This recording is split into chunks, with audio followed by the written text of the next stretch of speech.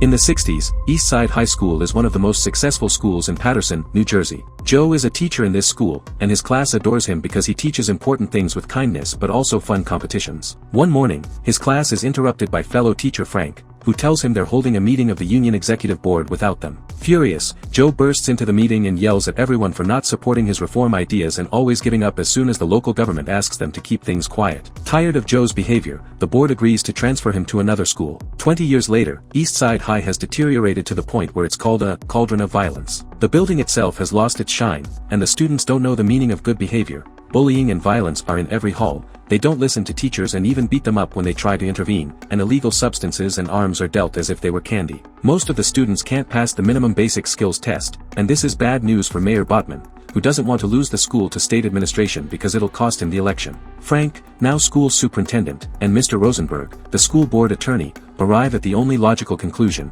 they must bring Joe back.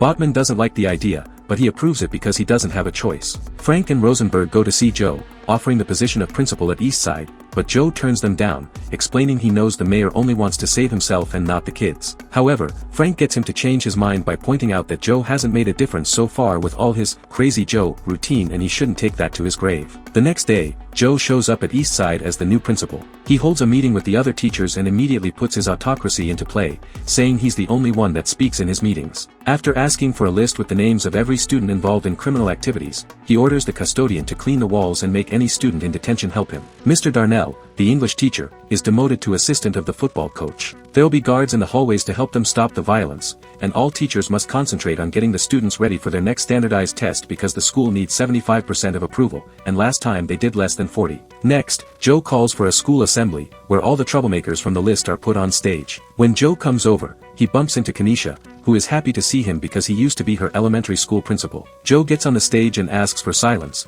but nobody pays attention to him, and the troublemakers laugh when he asks them to sing the school song. Seeing them as incorrigible, Joe decides to expel all the troublemakers, promising the rest of the kids that nobody will bother them anymore. Security takes all the students off the stage, and this is enough to make everyone else calm down, especially when Joe tells them they could be next if they don't study hard. In the afternoon, Joe has a meeting with all the parents. Liana, the mother of one of the expelled kids, is furious about what happened, and many parents support her. But Joe doesn't give in and offers a speech about a few bad apples spoiling the entire basket. He explains he expelled 300 kids to save 2,700 and that he promised God he would save this school. This speech earns him the support of almost every parent, but Liana stays angry. The following day, Joe comes to school to find a kid waiting for him. Sams was expelled and now tries to tell Joe he made a mistake because he didn't do anything, but Joe knows he's lying and takes him to the roof with him. He calls Sams a coward for not telling his parents he was expelled and tells him consuming those illegal substances will kill him, so if he wants to die this badly, he should jump. Sams obviously refuses and promises he'll do better,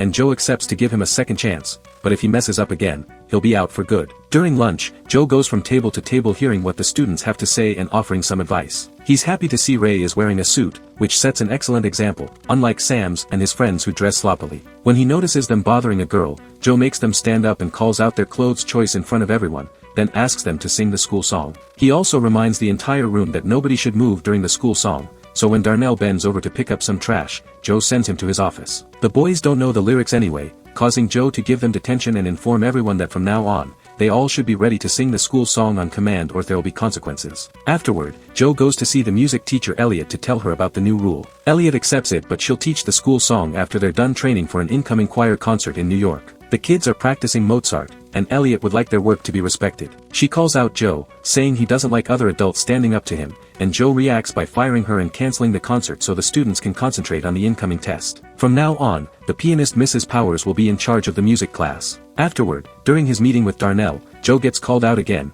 Darnell thinks he's being treated as trash and wants the principal to remember these are his students as well. This ends up with Darnell getting suspended. Vice Principal Joan tries to make Joe see reason, explaining Darnell is more than just a coach and that nobody understands what Joe is doing, but Joe responds that's exactly how he likes it. The day of the practice test comes and all the students feel it the best they can as the teachers keep a close eye on them. Joe doesn't want to wait long for the results, so he sends Joan to the school board to ask for the letter directly. One morning, the special presentation a student is doing for the local press is interrupted by an attack in the cafeteria. One of the expelled boys came back and is beating up Ray. He's also got a knife. Joe quickly catches him and wonders how he got in. security tells him someone must have let him in from the inside. At that moment, Joe decides all school doors will be locked and chained. Sometime later, Joe finds Kenesha feeling upset. She's a smart girl but her grades haven't been good since she lost a place to live because her mother doesn't want her. Determined to help, Joe takes Joan to see Kenesha's mother at her home. The mother explains she had Kenesha when she was a teenager, so she had to drop her normal life to work. Nowadays she's trying to get clean, but that puts her in an awful state of mind. That's why she thought it would be better to send Kenesha with child services, but she never stopped wanting her around or loving her. Joe promises to help her find a better job and a nicer place to live as long as she takes Kenesha back and helps her stay concentrated on her studies. The news of the chained doors reaches the newspapers, and Liana takes the chance to take the complaint to the school board. Frank scolds Joe for behaving this crazy, mentioning that Liana is organizing a group to remove him and the fire chief is on her side. He thinks Joe is alienating everyone like he did with his wife, so now he'll write an apology letter to Elliot and Darnell, because if Joe wants to be respected as an authority, he should start by respecting authority as well. Darnell is reinstated, but the problems aren't over yet. The fire chief shows up at the school with the press, so Joe gets him to leave while threatening him with a bat. Joan tries to express her concerns over this attitude, but as usual, she's ignored. To Joe's disappointment, the next time he sees Ray is when the boy comes to say goodbye because he can't stay in this school anymore. Later, Joe finds Sam's and his friends goofing around in the bathroom. He makes them sing the school song and is shocked to hear a beautiful rendition done in the style of a church choir. The boys admit it was Powers that taught them this, so Joe goes to see her to congratulate her and ask her to teach everyone this version of the song from now on. The results of the practice test arrive and Joe is disappointed to see they only scored 33%. He calls all the teachers to the gym and tells them their inefficiency is to blame for these poor results, so they have to work harder. Joe wants to start a tutoring program and an extra course on remedial reading on Saturdays, but a teacher points out it's hard to make the kids come on weekends. His plan is that they'll go to every student's house and talk to their parents to get them involved, perhaps even invite them to come too if they don't know how to read. The following weeks, teachers and students work hard to get ready for the test, and Joe's as involved with his students as possible. This is still not enough for Liana, who together with the fire chief goes to talk directly to Botman. Frank and Rosenberg try to defend Joe, but Botman kicks them out of the meeting and reaches an agreement with Liana so she doesn't convince the town not to vote for him. Botman will get Joe fired, and Liana will gather people's support for his campaign. Later in the bathroom, Botman tells the fire chief that they'll arrest Joe for the illegal chains after the test, unaware that Rosenberg is in one of the stalls and hears everything.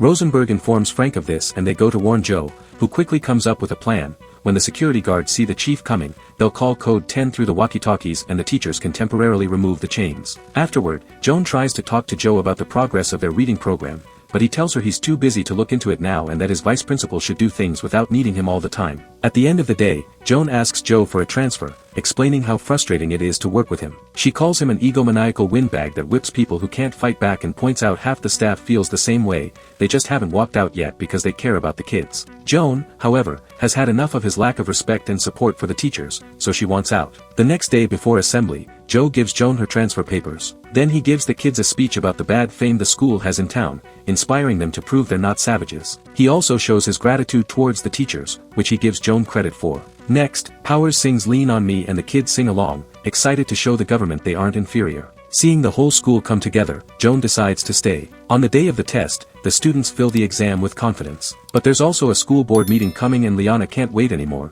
so Botman finally gives the fire chief permission to get a court order. Meanwhile at school, Kenesha discovers she's pregnant, but her boyfriend doesn't believe he's the father even if she swears he's the only boy she's been with. Joe offers his support and promises they'll find some other alternatives, but their conversation is interrupted by a guard announcing the arrival of the fire chief with Liana and reporters. Calling code 10, Joe tries to get the chains removed, but the chief is ready and has a recording of this code, so Joe gets arrested for violating the fire code, leaving Joan in charge. That night, the school board holds a meeting. Frank tries to defend Joe's work, but Liana points out the school only got 33% during the practice test, meaning Joe actually failed at his work. The meeting is suddenly interrupted when every single student shows up demanding Joe be released. Botman knows it'll look bad if they fire a man with such support, so he talks to Joe, asking him to tell the students to leave. When Joe refuses, Botman pulls out the big guns and explains the cops are getting ready outside. If the students riot, things may get violent. Joe accepts to talk to them but only for the sake of their safety, not because he thinks they're doing anything wrong. When he comes out, Liana is talking to the kids, but she's only getting insulted and reminded of all the things Joe did for the school. He's touched when he hears them call him a father, but he's still worried about the police, so Joe takes over and reminds them to respect the law. His speech is suddenly interrupted by Joan, who brings the results of the tests with excellent news: the school has passed. As everyone celebrates, Joe tells Botman that he and the state can go to hell. Joe gets to keep his job, and the students end the night singing the school song. When time comes for seniors to graduate, Joe gives out the diplomas with caring words tailored for each student.